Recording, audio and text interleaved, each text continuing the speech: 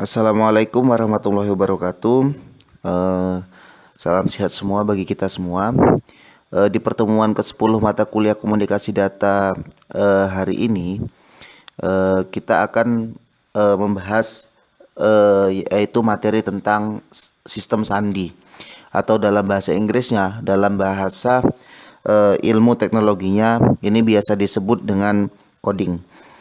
Nah, coding ini sendiri biasanya memang identik dengan yang namanya eh, susunan atau arsitektur yang mana akan merancang suatu program sampai menemukan hasil yang diinginkan.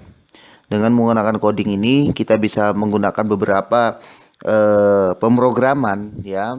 Banyak pemrograman yang menyajikan yang namanya coding, ya, yang termasuk ngetren saat sekarang ini. Coding ini untuk pembuatan yang namanya website. Nah, jadi di sini di pertemuan 10 mata kuliah komunikasi data ini, kita akan membahas yang namanya sistem sandi coding, yaitu dasar dari komputer itu sendiri, ya, bukan yang dipakai untuk pembuatan website ataupun program-program saat sekarang ini, tapi sistem sandi coding yang memang digunakan oleh komputer, yaitu pada dasarnya sekali. Nah, jadi kita masuk kepada yang namanya pengkodean data. Nah, di sini kita lihat, ya, dalam menyalurkan data baik antar komputer yang sama, ya, pembuatnya maupun dengan komputer yang lain pembuatnya, ya, data tersebut harus dimengerti oleh pihak pengirim maupun penerima. Untuk mencapai hal itu, ya, data harus diubah bentuknya dalam bentuk kasus, yaitu sandi atau komunikasi data. Nah, di sini sudah dijelaskan, ya, sudah dituliskan dari awal, menyalurkan data baik dari komputer sama pembuatnya ataupun lain pembuatnya. Nah, berarti misalkan simpel saja, beda komputer, ya, beda komputer, beda merek, beda perusahaan, ya. Namun codingnya harus tetap sama agar koneksi antar komputer satu ke komputer yang lainnya bisa sesuai dengan harapan baik si pengirim maupun si penerima, ya. Contoh misalkan si A menggunakan komputer merek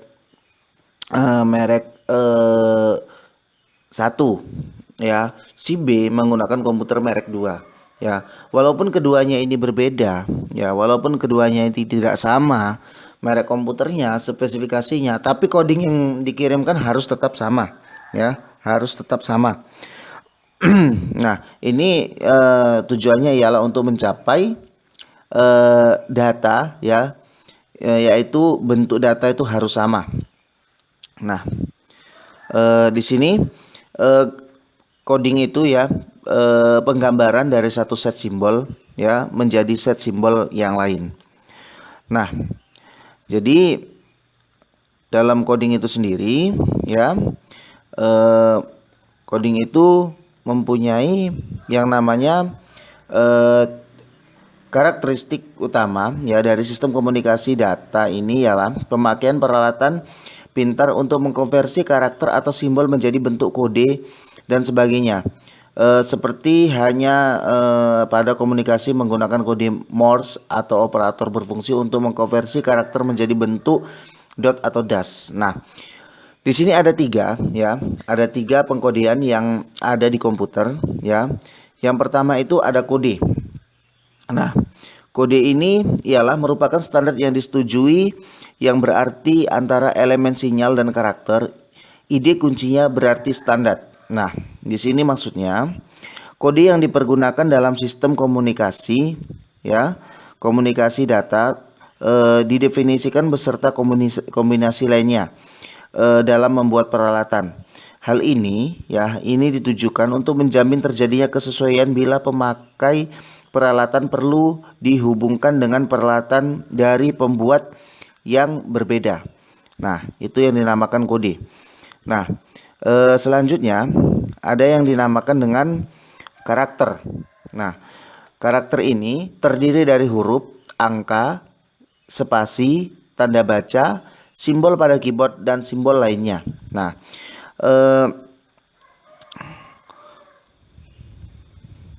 karakter ini ya perlu kita ingat bahwa karakter ini banyak sekali jenisnya, bahkan yang tidak kelihatan. Misalkan kita ketik di Microsoft Word ya, Microsoft Word yang tidak kelihatan, misalkan spasi itu juga dianggap sebagai yang namanya karakter ya. Spasi itu dianggap juga dengan karakter, walaupun kita tekan spasi hasilnya itu kosong, tapi itu tetap memakan yang namanya ruang atau memori. Nah, di sini contohnya A spasi 7. Nah, di situ spasi saya anggap ya, saya buat underscore di situ supaya dia supaya tahu ya. Di situ A spasi 7 pagar. Nah, spasi yang tanda merah itu seharusnya kosong. Namun di sana di pengkodean komputer yang namanya spasi masih tetap juga digunakan ya, masih tetap juga digunakan, bukan tidak digunakan. Jadi walaupun kita lihat yang namanya kosong di sana, tapi dia tetap memerlukan pengkodean ya, itu juga disebut dengan karakter. Nah, ada lagi yang namanya elemen sinyal. Nah, elemen sinyal ini sendiri terdiri dari huruf, angka, spasi tanda baca ya, simbol pada keyboard, dan simbol karakter lainnya. Nah, ini apa ya, hampir sama sebenarnya ya, hampir sama ya dengan yang namanya karakter. Hanya bedanya elemen sinyal ini ialah suatu yang dikirimkan melewati saluran transmisi dan dipergunakan untuk mewakili karakter-karakter yang akan dikirim. Dot dan dash ya, atau mark ya, mark tanda dan spasi dalam kode Morse ini merupakan elemen sinyal ya, sebagaimana 1 dan 0 pada deretan contoh sebagai berikut. Nah, ini adalah contoh ya. Bila kita mengetikkan yang namanya A ya, A spasi 7 pagar, maka bunyinya di kode biner ya. Di situ A sendiri 01 00000101, dan untuk spasinya 00000111, dan bisa Anda lihat sendiri ya, Anda lihat sendiri untuk 7-nya, dan untuk pagarnya sendiri ada kode biner yang akan dikirimkan melalui komputer tersebut. Nah, jadi di sini ya, kode biner tersebut yang dikirimkan ke PC dari satu PC ke PC lainnya ya, baik ke printer juga. Yang mana ini semuanya adalah pengkodean ASCII ya. ASCII ini adalah kode standar yang diberikan oleh perusahaan Amerika, kode ASCII. Nah, selanjutnya di sini kita akan melihat sistem sandi yang umum dipakai ya. Yang umum dipakai. Banyak sistem sandi yang digunakan ya, atau yang dibuat oleh perusahaan-perusahaan telekomunikasi ya. Hal ini memang bertujuan untuk melindungi beberapa mungkin data dari perusahaan tersebut ya, privasi. Misalkan mungkin sandi yang dibuat untuk umum itu masyarakat umum beda, mungkin sandi yang dibuat untuk pemerintahan itu beda ya, mungkin untuk katakanlah untuk bank yang memang harus safety ya, harus aman. Untuk sandi misalkan sandi yang untuk militer, nah ini semuanya beda, tidak disamakan. Nah, jadi untuk sandi yang pertama ada namanya sandi ASCII. ASCII ini kepanjangannya American Standard Code for Information Change ya, yang mana ini kode ASCII ini paling banyak digunakan ya, paling banyak digunakan. Mereka lah sebagai penguasa yang namanya kode-kode komputer yang ada di dunia. Makanya tidak heran mungkin hacker-hacker mereka lebih hebat dibandingkan kita, karena mereka yang memegang yang namanya kode ASCII ya. Hacker-hacker mereka memang lebih hebat dibandingkan negara-negara lain. Nah, Kode ASCII sendiri ini merupakan sandi yang memiliki sandi sebanyak 7 bit ya. Terdapat 128 macam simbol yang bisa diberi sandi. Untuk transmisi asinkronisasinya terdiri dari 10 atau 11 bit ya. 1 bit dari awal, 1 bit awal, 7 bit untuk data, 1 bit untuk parity, dan 1 sampai 2 bit untuk akhirinya. Nah, itu kode ASCII. Nah, ini dia yang saya katakan tadi ya. Di sini karakter dalam kode ASCII juga bisa kita lihat ya. Dibagi dalam beberapa grup, yaitu kontrol karakter ya, angka, huruf besar atau huruf kecil. Ingat ya, huruf besar dan huruf kecil itu sudah beda, bilangan binernya nggak sama, dan tanda baca. Nah, di sini pada tabel bisa kita lihat ya. Di sana kita lihat dari mulai desimal, oktal, heksadesimal sampai biner itu simbolnya ya. HTML-nya ada juga di sana ya. Deskripsinya juga ada. Nah, di sana bisa kalian perhatikan untuk menerbitkan angka 1 ya atau angka 0 ya. Itu oktalnya berapa? Heksadesimalnya nolnya berapa? Binernya berapa? Ya, ingat biner itu adalah angka awal ya, angka bilangan awal yang mana biner tersebut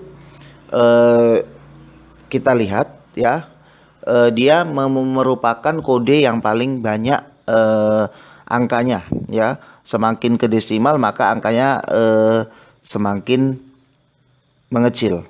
Nah, itu bisa kita lihat ya. Nah, di sini di bilangan ASCII ini karakter-karakter yang sering disebut sebagai non printable atau karakter, yaitu karakter yang dikirim sebagai tahap awal dalam berbagai kegunaan komunikasi data. Misalnya sebelum informasi dikirim dari PC ke printer ya.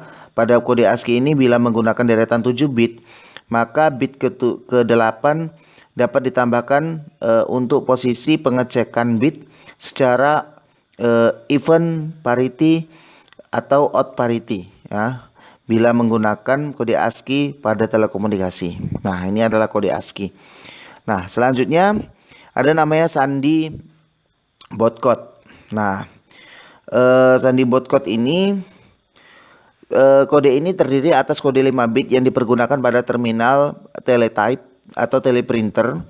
Karena terdiri dari 5 bit, maka hanya terdiri dari 25 atau 32 kombinasi yang merupakan kode huruf atau gambar yang berbeda. Nah, untuk gambarnya sendiri seperti ini ya. Ini adalah sandi Botcode ya. Sandi Botcode ini terdiri dari 5 bit yang saya katakan tadi, terdapat 32 macam simbol. Digunakan untuk 2 sandi khusus sehingga semua abjad dan angka dapat diberi sandi ya.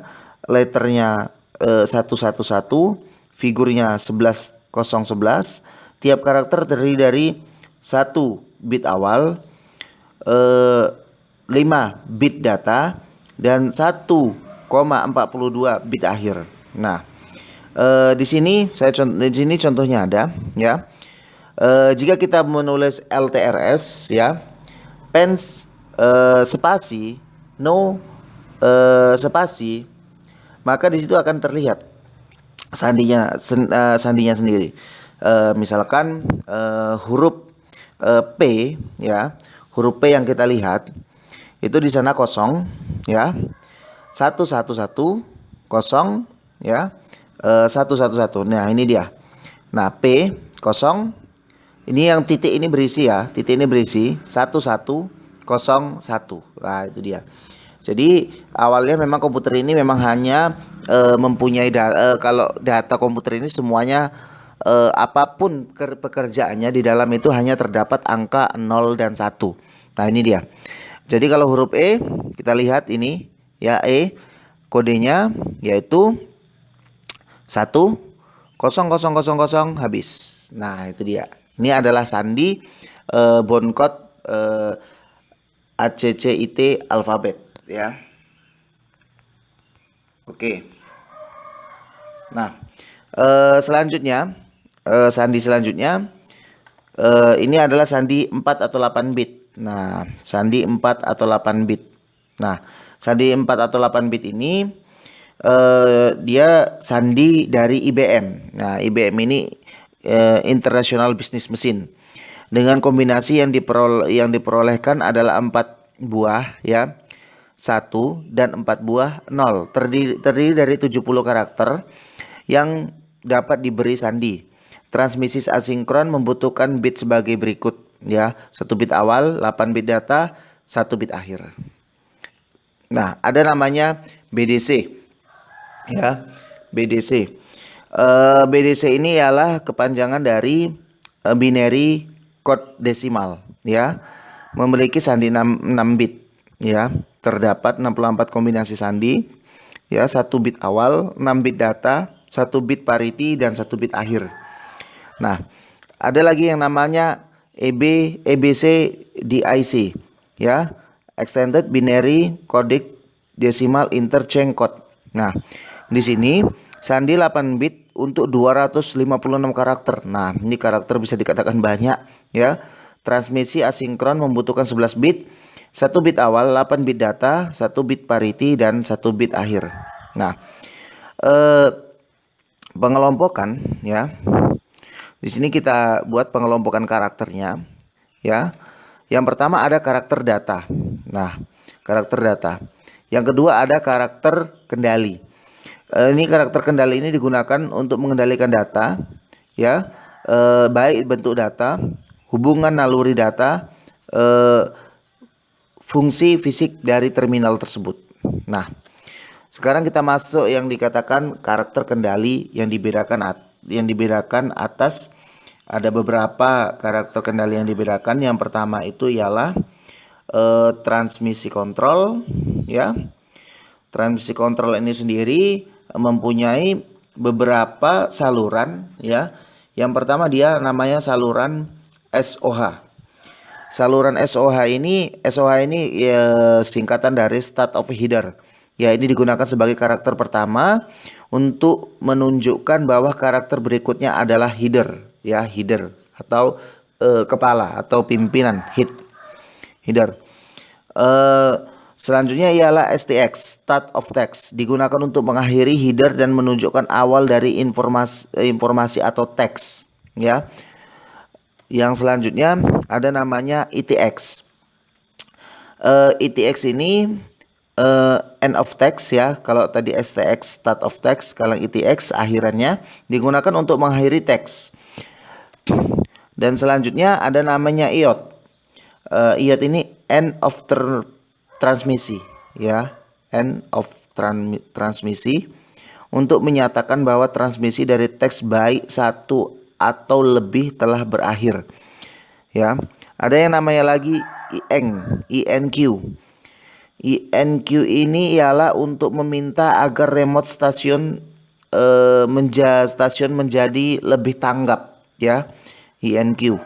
Ada lagi namanya dia ACK, announce ya, untuk memberikan tanggapan positif ke pengirim dan si penerima.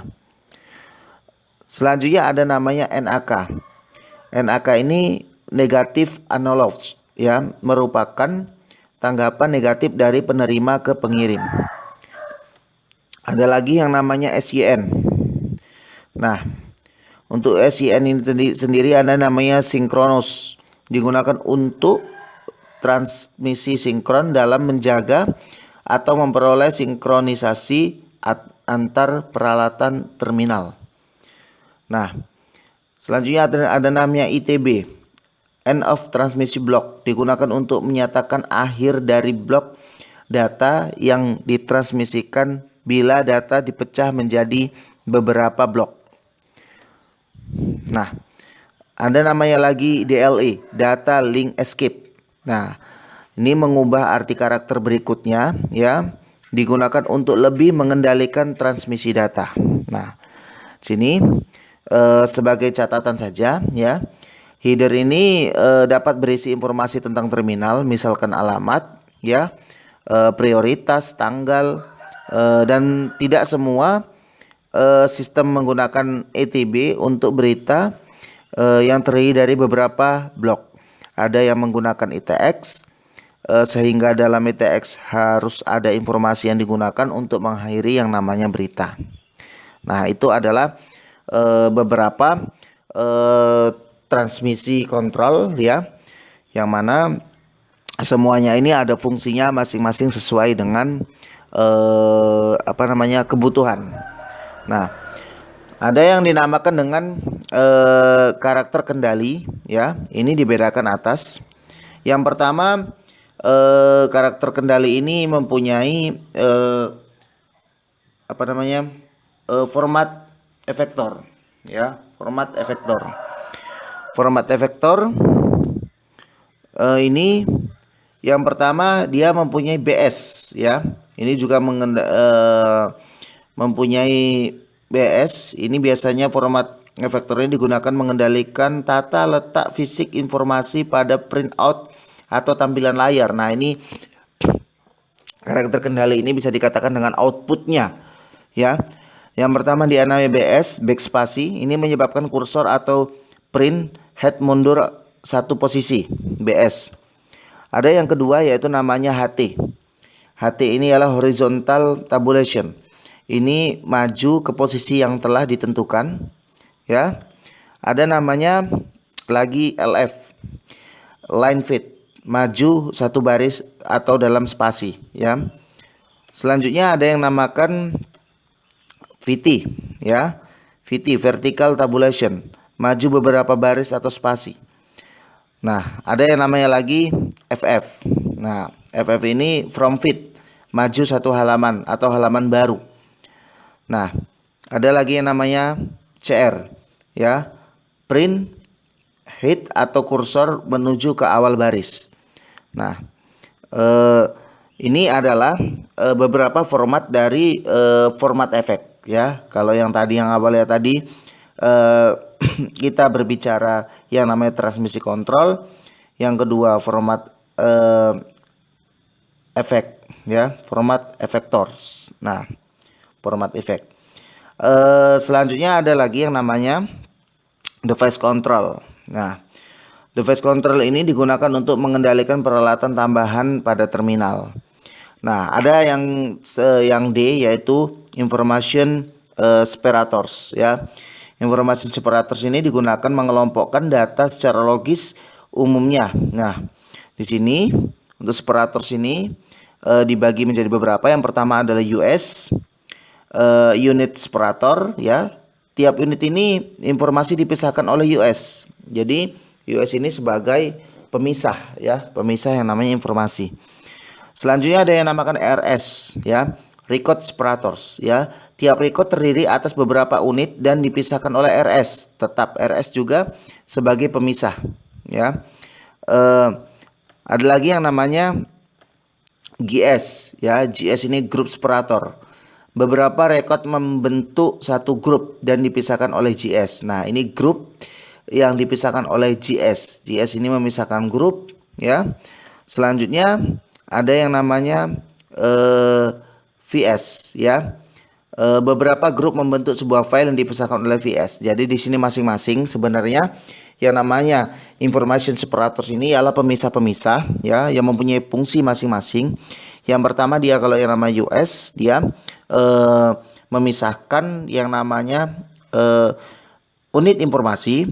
Kalau dia RS memisahkan record ya, memisahkan record atau beberapa unit dari informasi tersebut. Selanjutnya beberapa unit informasi tersebut membentuk satu grup yang dipisahkan oleh GS ya. GS, grup separator. Setelah membentuk beberapa grup ya, ini akan membentuk lagi beberapa file di dalamnya yang mana akan dipisahkan oleh file separator. Nah, jadi di sini sistem coding ini sebenarnya kalau memang tidak dipraktikumkan ya, kita akan tidak tahu bagaimana sih cara menghitung desimal, oktal, heksadesimal dan sebagainya ya. Yang mana kita selama ini mungkin kalau mengetik yang namanya saya itu kita anggap ya apa yang kita ketik di S, huruf S yang kita ketik di keyboard maka akan tampil otomatis di layar saya. Padahal enggak. Di dalam keyboard memang kita tekan S, tapi melalui jalur-jalur bus yang ada di keyboard tersebut ya, maka mereka akan mengkonversi mulai dari bilangan biner ya, akan dikonversi ke heksadesimal, oktal dan sebagainya. Maka dari keyboard diproses, dari kabel dikirim lagi ya, di CPU dikirim lagi sampai ke CPU ya, maka akan ditampilkan di monitor. Kita selama ini hanya menikmati yang namanya kita ketik A ya keluar A, kita ketik B keluar B. Kita sajikan misalkan bintang pagar, ya keluarnya bintang pagar. Namun di dalam kinerja pada dasarnya di komputer tersebut itu lebih rumit ya, lebih rumit. Nah, saking kan cepatnya komputer tersebut mengkonversi ya bilangan-bilangan tersebut dari 01010000 bisa tampil di komputer atau di monitor ya seperti yang kita inginkan. Padahal kita tanpa kita sadari aritmatikanya memang sangat-sangat rumit. Nah, jadi mungkin sampai di sini penjelasan komunikasi data tentang sistem coding ya. Sampai jumpa, sampai ketemu minggu depan. Tetap jaga kesehatan, patuhi protokol kesehatan ya. Saya sudahi. Wabillahi taufiq wal hidayah. Assalamualaikum warahmatullahi wabarakatuh.